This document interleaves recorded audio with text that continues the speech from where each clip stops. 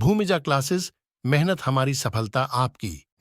Hello friends, आज हम ITITES में डिजिटल डॉक्यूमेंटेशन कल हमने ख़त्म कर दिया है। उसके जो महत्वपूर्ण टॉपिक थे उनको ख़त्म करने के बाद आज हम नए टॉपिक पर पहुँचे हैं, जो है स्प्रेडशीट। इसके एडवांस फीचर्स के बारे में पढ़ेंगे हम, जिसका एक फीचर कौन सा है, डेटा समेकन, जिसको हम क्या बोलते हैं, कंसोलिडेशन ऑफ डेटा। ठीक है, समेकन मतलब कि किसी चीज को सारांशित करना। परिभाषा की बात करें तो समेकन क्या होता है, एक तरीके का एक फंक्शन है जो कि डेटा को सारांशित या कंसोलिडेट करने के लिए स्प्रेडशीट की कई शीट से जानकारी को एक स्थान पर संयोजित करने के लिए किया जाता है। ठीक है, ये तो इसकी परिभाषा है। अब सबसे पहले हम कुछ चीजें समझ लेते हैं। पहली चीज तो कि स्प्रेडशीट क्या होती है। स्प्रेडशीट क्या होती है, तो एक इस तरीके की हमें शीट मिलती है, ठीक है, जिसमें ऐसे कुछ कॉलम्स होते हैं, कुछ क्या बहुत सारे कॉलम्स होते हैं, उसके अलावा ऐसी बहुत सारी रोज होती हैं।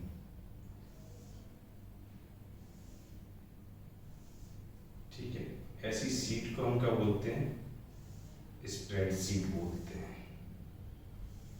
ठीक है, कॉलम के नाम ABCD में दिए होते हैं, ठीक है, इसके बाद और रोज के नाम नंबर में दिए रहते हैं, ऐसे करके दिए जाते हैं। ठीक है, तो जो वर्टिकल होते हैं, ठीक है, हम घर के भी देखते हैं, घर में भी होते हैं कॉलम। तो कॉलम कैसे होते हैं, बीम और कॉलम की बात करते हैं, लेकिन अपन घर की बात छोड़ते हैं, सीधे क्या बात करते हैं, जो वर्टिकल होंगे, खड़े में होंगे, उनको क्या बोलेंगे हम, कॉलम। ठीक है, और जो लेटे हुए होंगे हॉरिजॉन्टल, ठीक है, उनको हम क्या बोलते हैं, रो। ठीक है, दो कॉलम और दो रो आपस में काट के एक डिब्बा बनाते हैं। ठीक है, एक आयताकार बॉक्स बनाते हैं। इस बॉक्स को हम क्या बोलते हैं, सेल। ठीक है, और बहुत सारे सेल से मिलके बनी हुई शीट, इस शीट को हम क्या बोलते हैं, स्प्रेड शीट। यही शीट क्या होती है, हमारी स्प्रेड शीट होती है। ठीक है, एक स्प्रेड शीट के अंदर बहुत सारी ऐसी शीट्स होती हैं। अब हम कंसोलिडेशन फंक्शन कैसे लगाते हैं, जब हमारे पास इस टाइप की अलग अलग शीट्स होती हैं, बहुत सारी शीट होती हैं, एक से ज्यादा शीट होती हैं, तो हम क्या करते हैं, उन पे एक जैसा जो डेटा होता है, एक जैसा डेटा एक से अधिक शीटों पर है, और उनका हमें सारांश चाहिए एक सिंगल शीट पे। जैसे मान लीजिए SBI की सारी ब्रांच, पूरे इंडिया की branch, state bank of India की पूरे इंडिया की ब्रांच, जितनी भी ब्रांच है, उनका पर डे का कुछ इनकम होगा, कुछ आय है, और कुछ एक्सपेंडिचर या फिर जिसको क्या बोलेंगे हम, व्यय है। ठीक है, मतलब कुछ पैसा तो आ रहा है और कुछ पैसा जा रहा है। ठीक है, हर ब्रांच को अपना अपना पता है, उन्होंने अपनी अपनी सीट बना के रखी है, और वो सीट सीधी सीधी कहां पहुंच रही है, जो हेड ऑफिस है पूरे इंडिया का, उस हेड ऑफिस में हर ब्रांच की सीट पहुंच जा रही है कि कितना इनकम है और कितना एक्सपेंडिचर है पर डे का। पर वो जो हेड ऑफिस है वो ये जानना चाहता है कि ऑल ओवर इंडिया में उस दिन का कितना इनकम है टोटल और कितना एक्सपेंडिचर है। अब या तो वो सारी सीट्स को ओपन करे और सब में से डेटा इनकम का और एक्सपेंडिचर का लिखते जाएं और बाद में उसको ऐड करें, या फिर क्या करें, ऐसा कंसोलिडेट जैसा फंक्शन यूज करेंगे और डायरेक्ट क्या करेंगे, सारी सीट का इनकम इकट्ठा निकाल लेंगे और एक्सपेंडिचर इकट्ठा निकाल लेंगे। केवल सम नहीं, वो चाहें तो एवरेज निकाल सकते हैं। मतलब मैथमेटिकल जो भी उनको फंक्शन यूज करने हैं वो यूज कर सकते हैं। पर ये सब किया कब जा सकता है, जबकि डेटा एक प्रकार का हो। जैसे हम बात कर रहे हैं इनकम, तो इनकम में भी न्यूमेरिकल डेटा होगा, ठीक है, हर सीट की इनकम में न्यूमेरिकल डेटा होगा तो ही कर पाएंगे। ऐसा नहीं होगा कि किसी सीट में न्यूमेरिकल की जगह टेक्स्ट डेटा हो या अल्फा न्यूमेरिक डेटा हो, तो फिर कंसोलिडेट फंक्शन नहीं लग पाएगा। समीकरण के लिए कुछ शर्तें हैं जो कि बहुत जरूरी है। सबसे पहले तो हम प्रत्येक सीट को ओपन करेंगे और देखेंगे प्रत्येक सीट में डेटा का प्रकार एक समान होना चाहिए, जो अभी मैंने थोड़ी देर पहले बताया था एसबीआई के एग्जाम्पल में, कि हम जिस डेटा को समेकित करना चाहते हैं उस डेटा का प्रकार एक जैसा होना चाहिए। अगर नंबर है तो सब में नंबर, सारी सीट्स में नंबर होना चाहिए। टेक्स्ट है तो सारी सीट में टेक्स्ट होना चाहिए, नहीं तो समेकित होना असंभव है। उन सभी, दूसरे नंबर की बात क्या है जरूरी, उन सभी सीट से लेवलों का मिलान करें। सब पर जो लेवल होंगे वो एक जैसे होना चाहिए। लेवल मतलब कि जो हम नाम देते हैं अपने कॉलम्स को, लेवलों का मिलान करें जिन्हें समेकित करना है, ठीक है। उसके बाद तीसरी और आखिरी क्या आवश्यकता है, पहले कॉलम को प्राथमिक कॉलम के रूप में दर्ज करें। पहला जो कॉलम रहेगा, हमने बताया था अभी कि ऐसे में जो भी रहेंगे वो क्या होते हैं, कॉलम होते हैं। तो ये पहला वाला कॉलम जिसको नाम देते हैं हम ए, इसको क्या करेंगे हम प्राथमिक कॉलम के रूप में दर्ज करेंगे, जिसके आधार पर डेटा को समेकित किया जाएगा। इसको प्राथमिक कॉलम बना देंगे और इसके ही आधार पर यहाँ पे जो चीजें होंगी उनका ही डेटा का समीकरण होकर आएगा। अब हम एक उदाहरण से देखते हैं कि कैसे डेटा समीकरण होता है। मान लेते हैं हम एक छोटी सी जानकारी ले लेते हैं। हम में से जो भी क्लास ले रहे हैं सबको हम आज एक बड़ी सी किराना दुकान की फ्रेंचाइजी के मालिक बना देते हैं, जिनकी 4-5 ब्रांच आपके शहर में हैं। आप उन दुकानों के मालिक हैं और उनकी जनवरी और फरवरी की सेलिंग देखते हैं, ठीक है। प्रोडक्ट आपका क्या क्या है देख लेते हैं।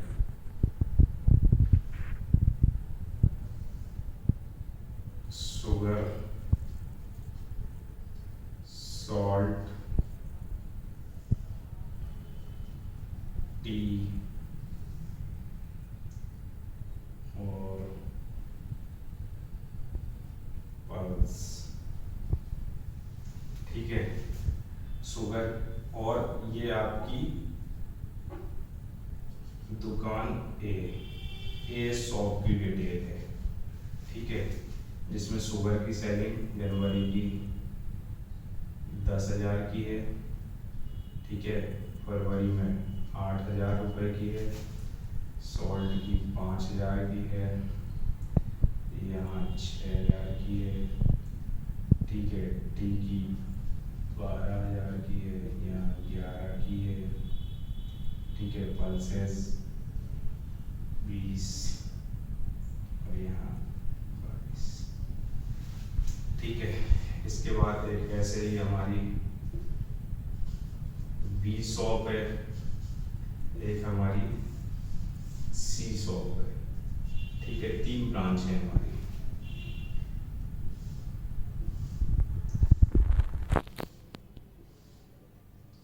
तीनों ब्रांच का डेटा जनवरी और फरवरी का हमने 3 शीट पे लिया है, जनवरी, फरवरी और ये प्रोडक्ट। ये जो हम लेवल बना रहे हैं वो कैसे होना चाहिए, एक जैसे होना चाहिए, ये और ये, ठीक है, तो ये डेटा समेकित होगा, नहीं तो नहीं होगा। यहाँ पे लिखा है देखो, लेवलों का मिलान करना पड़ेगा, लेवल एक जैसे होंगे, और दूसरी चीज क्या क्या एक जैसा होना चाहिए, डेटा के प्रकार, नंबर। ये डेटा के प्रकार में हमने क्या रखा है, नंबर। अगर हम यहाँ कुछ और रख देंगे तो डेटा समेकित नहीं होगा। तो ये सब चीजें होनी चाहिए।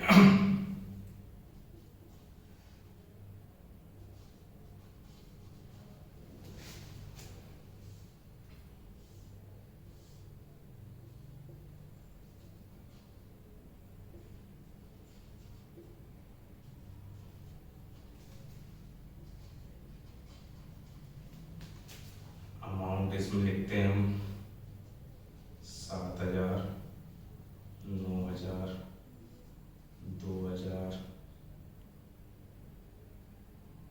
2,000, 3,000,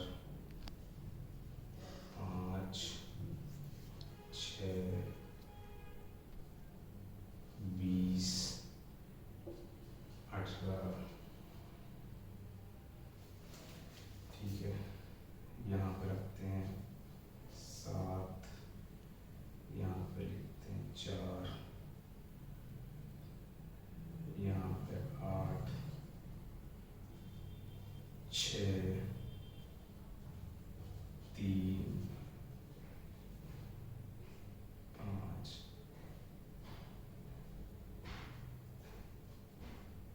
4। अब यहाँ पे हम देखते हैं हमने अपनी एक ही शॉप की 3 ब्रांच ए, बी और सी की जनवरी और फरवरी में शुगर, सॉल्ट, टी और पल्सेस की सेलिंग देखी है, कितने कितने रुपए की हुई है। ठीक है, तो हम सबसे पहले हमें प्रत्येक शीट में डेटा का प्रकार एक होना चाहिए। तो देखते हैं डेटा का प्रकार न्यूमेरिकल डेटा है सारी शीटों में। दूसरा, उन सभी शीट के लेबलों का मिलान करें, ये लेवल है और ये लेवल है, तो हमारे जो लेवल्स हैं वो सेम है। ठीक है, अब जिस शीट में हमें डेटा समेकित करना है वहां के पहले कॉलम को क्या करेंगे, हम प्राथमिक कॉलम के रूप में दर्ज कर देंगे। ये कर दिया है हमने। इस शीट में हम कंसोलिडेट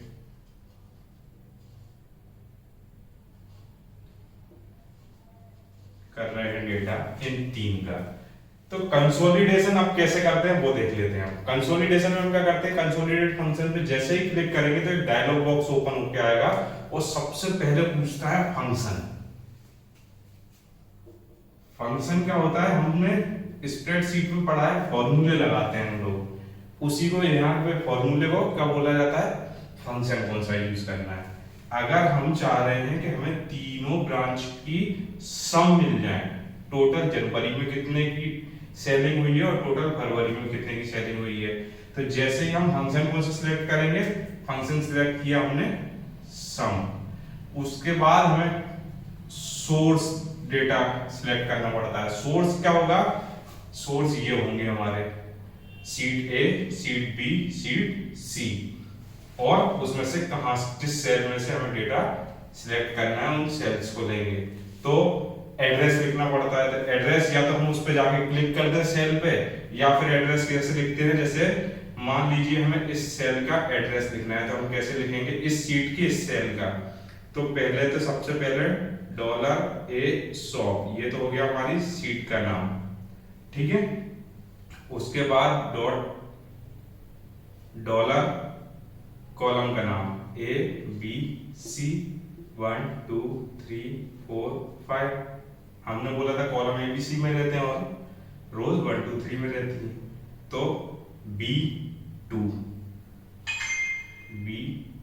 $2 ऐसे करके हम क्या कर देंगे, हमारा एड्रेस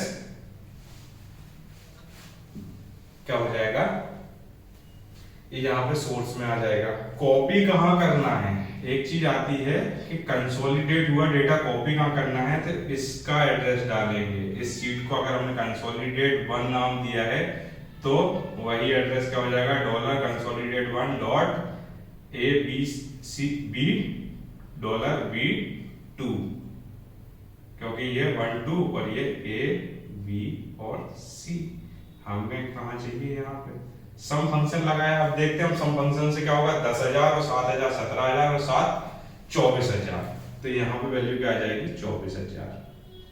ठीक है, ऐसे करके सबके सम होके यहाँ पे आते जाएंगे, जैसे 8 9 और 8 17, 17 और 4 21,000।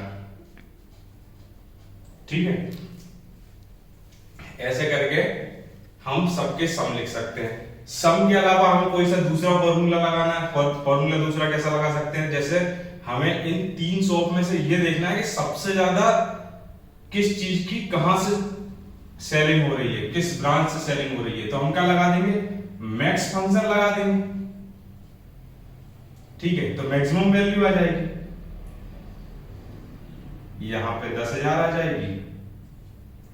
ठीक है, तीनों सीट में से 10,000 मैक्सिमम थी, देखो 10, 7 और 7। ठीक है, यहाँ पे 8, 9 और 4, तो यहाँ पे क्या आ जाएगा, 9,000 आ जाएगा। ठीक है, कि मैक्सिमम कहाँ कितनी हुई है, एवरेज निकाल सकते हैं। ऐसे करके हम कंसोलिडेट फंक्शन का उपयोग कर सकते हैं। और काम क्या होता है, जिस इससे क्या हो जाता है, हमें डेटा एक ही जगह पे पूरे डेटा का सारांश मिल जाता है, हमें हर सीट पे नहीं जाना पड़ेगा। अगर हम ऐसे कैलकुलेशन करने बैठेंगे कि हर सीट पे जाके कैलकुलेशन करेंगे, बाद में पूरे कैलकुलेशन निकालेंगे, तो हमें बहुत समय लगेगा। तो हम समय बचाने के लिए और गलतियां ना हो उसके लिए हम क्या करते हैं, कंसोलिडेट फंक्शन का उपयोग कर लेते हैं। और ये हमारा आज कंसोलिडेट फंक्शन कंप्लीट हुआ। धन्यवाद। यदि आपको ये वीडियो पसंद आया है तो इसे लाइक करें, इस पर ज़्यादा से ज़्यादा कमेंट करें और इसे ज़्यादा से ज़्यादा शेयर करें। और अगर हमारे द्वारा दी जा रही जानकारी आपको उपयोगी लग रही है तो हमारे चैनल को ज़रूर सब्सक्राइब करें। इस वीडियो को देखने के लिए थैंक यू।